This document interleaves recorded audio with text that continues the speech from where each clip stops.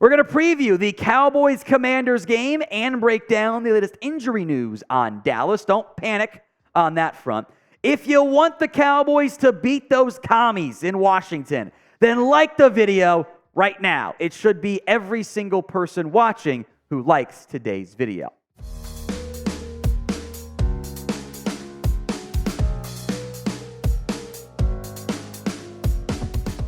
The Cowboys back at home, as they always are, for Thanksgiving Day, hosting the Washington Commanders.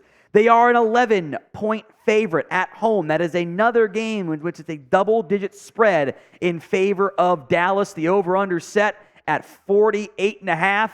The Cowboys have the number 2 overall scoring offense. That is inflated a little bit by the defensive success, but you can use stuff like yards and EPA and go, okay, this is a team that's had a lot of success on offense, really since the bye from that perspective. It's been beneficial for the Cowboys. I'll also make note, their defense has played well. Meanwhile, the Commanders, the offense is average. The defense is bad. Also doesn't help when you have chaos agent Sam Howell, who makes some plays for both sides of the ball, which we will discuss later on in today's show. First, the last 5 games for the Dallas Cowboys. The Chargers, they won 2017. Then they hit the bye. 43 against the Rams, 23 in a loss against Philly, 49 against the Giants, and 33 against the Panthers. They've gotten hot a little bit. They probably should have beaten Philly, but still, you go 4-1 in your last 5 games. That works really well. Until you get to playoff time when you got to win a bunch in a row. The Commanders are the inverse. 7-point loss against the Giants, 7-point loss against the Eagles, 3-point win over New England, a 3-point loss on a buzzer beater against the Seahawks, and they had a chance to beat the Giants and then could not finish off the drive. And Sam Howell picked 6, and the 1-score loss becomes a 2-score loss down the stretch. Some injury news and notes I do want to make note of here. Cowboys estimated a walkthrough on Monday because they're not actually practicing today because they play on Thursday, just got back, so it's a very, very light day. Odighizuwa still battling a hamstring. He was a full participant. So too is KaVontae Turpin coming off of his shoulder injury.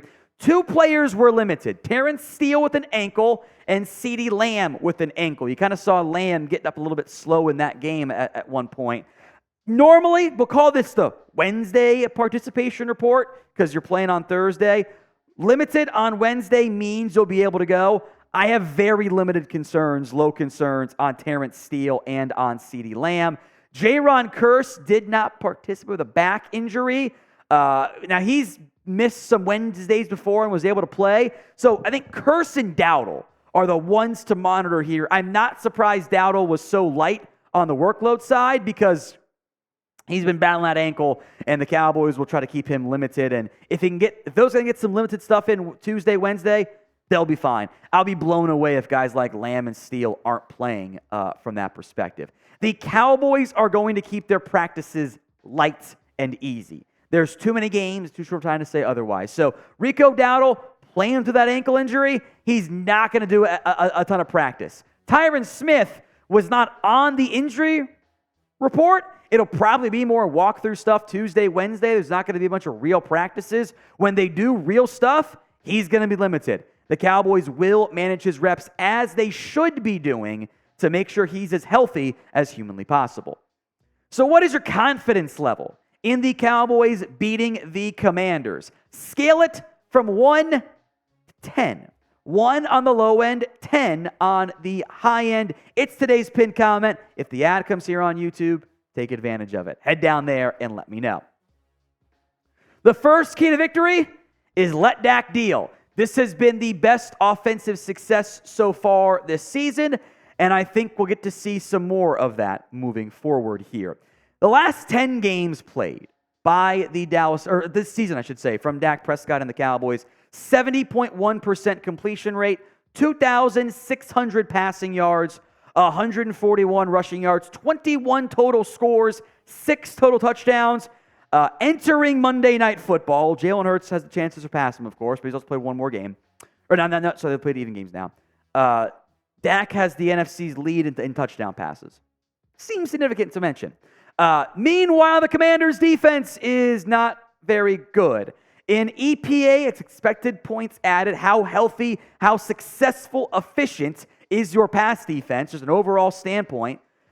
Not very good. The Commanders are 30th in pass defense. It's been putrid. It's been really bad this season because now they're down their top 2 pass rushers. Let Dak Deal. Against the Commanders in his career, 64.6% in 11 games played, 2,500 plus passing yards, 296 yards on the ground, 23 scores, and 7 turnovers. It's been quite impressive for Dak Prescott, as when the Cowboys have a healthy Dak Prescott out there, the results are really good against the NFC East. 12-2 against Giants, 12 straight wins, by the way. 9-2 against the Commanders, although the Commanders did beat Dallas last time these two teams played. And 8-4 against the Eagles. He can get his 30th win over division rivals this Thanksgiving. That's something to certainly be thankful for. Now, today's show is made possible by Game Time. You shouldn't have to worry when you're buying tickets to your next big events. Game Time is the fast and easy way to buy tickets for all the sports, music, comedy, and theater events near you. They've got last-minute killer deals, all-in prices, views from your seat, and their best price guarantee. To put it succinctly, Game Time takes the guesswork out of buying tickets. You can see the view from your seat before you buy, and kind of like a live photo. You can turn it left, turn it right, up, down, whatever, and get a good feel for what your seat is actually going to look like. I'm a big fan of their zone deals. You pick the section, Game Time picks the seats. On average, 18% savings. So download the Game Time app today, create your account, and use code CowboysChat. That's COWBOYSCHAT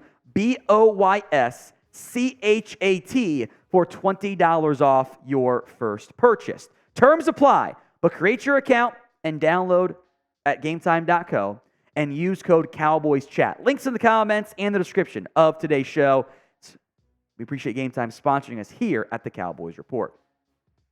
Second key to victory, this is kind of weird, but I'll explain it. Win the chaos battle. Sam Howell is the number 1 chaos agent in the NFL right now. He makes a bunch of plays, and he also makes a bunch of weird mistakes that are just like head-scratching, like, what are you seeing and or what are you doing out there, my guy, that made you make that decision? Sam Howell truly is a chaos agent in football in a not exactly, sometimes positive, sometimes not positive way.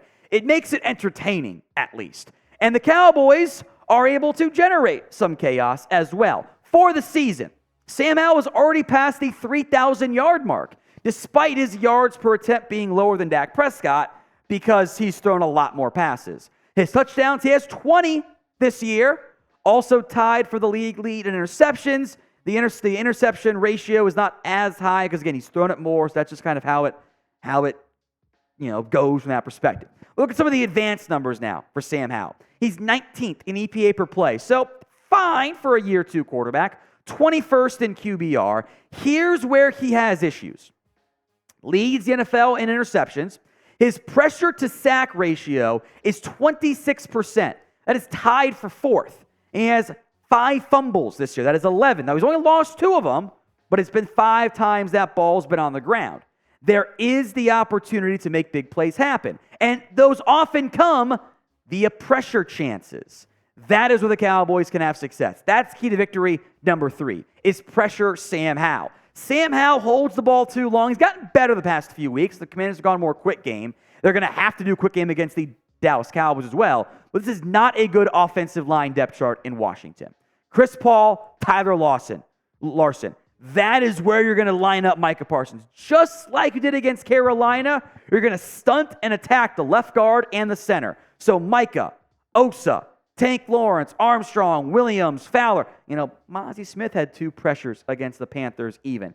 This is a game that Micah should be able to feast, lined up over that center guard combination, doing some stunts, doing some loops, winning the rare one-on-one battles he gets, drawing double, triple teams. This should be a fun game for Micah up front, wreaking havoc on Sam Howell. Key to victory number 4. It's Thanksgiving. make sure you feed your lamb. Doesn't actually work at all, but I'm going to go with it anyway. You didn't do that great against the Panthers, but Lamb should be feasting on Thanksgiving. The Commanders have no one that can cover him one-on-one. They drafted Emmanuel Forbes in the first round. He's basically been benched like 3 of his last 4 games. Fuller's fine. This is not a loaded Commanders secondary. You should be able to get favorable matchups for CeeDee Lamb, whether it's Danny Johnson, Benjamin St-Juste, Kendall Fuller, Emmanuel Forbes, whoever it is out there. Lamb should have success. Prediction time. Who scores the first touchdown of the game for the Cowboys against the Commanders? Get those predictions in for me right now. Number 5, you got to survive the short week. This is not an easy situation to be in. Thanksgiving games are tough. You go from Sunday on the road, Thursday at home. That's challenging. And the Thanksgiving games often have some chaos that are mixed in there, right? You held on against the Giants last year, 28-20. You had the ref show nightmare against the Raiders in 2021. Utterly ridiculous. The refs handed the Raiders a win. You had the disastrous Andy Dalton game against the Commanders in 2020. Bad game against the Bills in 2019. Beat the Commanders in 2018. Win the game. It doesn't have to be pretty. It's a short week. Those are often ugly, sloppy football games. Get in, avoid injuries, and get the win. We will be live for the Cowboys-Washington football game on Thanksgiving. So hit that sub button so you don't miss out and come have some fun with us on Thanksgiving. We'll go quick here on the top 5 players to watch. Number 5 is DaRon Bland, the all-pro caliber corner. He's got 4 picks this year. You know he wants another one, right? He has scored more touchdowns on defense than he has allowed this year. It's not just the INTs, the picks. He's allowing 46.8% completion rate for 231 yards. This is not just, all-pro level play. This is starting to border on Defensive Player of the Year, honor nominees. Not the hype's not there, but Bland has been special this season. I will do it again with player number 4, Osa Odighizuwa. The first 6 games, playing some great football. 18 pressures, 21 tackles, 5 TFLs, 3 sacks. The last 4 games, 6 pressures, 7 tackles, 1 TFL, no sack. Now, the hamstring has been bothering him a little bit, to be fair. Almost had a sack against the Panthers, but it kind of freed up somebody else and the other person got home. But I need more from Osa.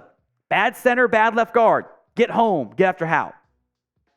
So will the Dallas Cowboys cover the spread this week? Y for yes, N for no in the comments section.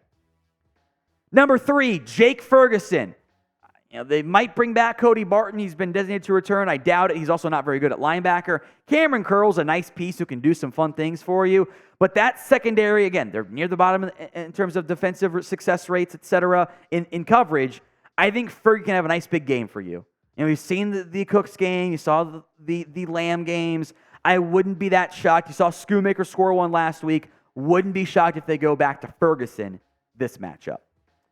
Brandon Cooks, let's put him on here again. I want to keep featuring him. He was their leading receiver last week technically, which is 2 weeks in a row he's done that. As good as Lamb has been, actually was Cooks' leading receiver 2 weeks in a row.